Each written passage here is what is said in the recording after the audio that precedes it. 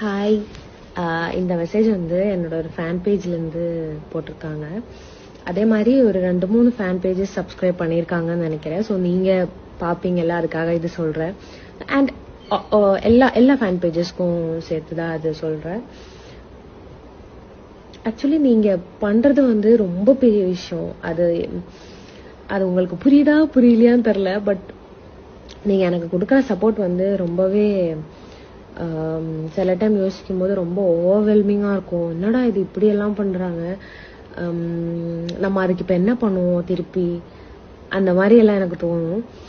அதே மாதிரி நான் இப்போ ஒர்க் பண்ணிட்டு இருக்கேன், நான் ஸ்க்ரீனில் ஆக்டிவாக இருக்கேன். அப்படிங்கும்போது நீங்கள் சப்போர்ட் பண்ணுறதுல ஓகே ஒரு தெரியும் நமக்கு. பட் நான் கிட்டத்தட்ட 1 இயராக பிரேக்கில் இருக்கேன்.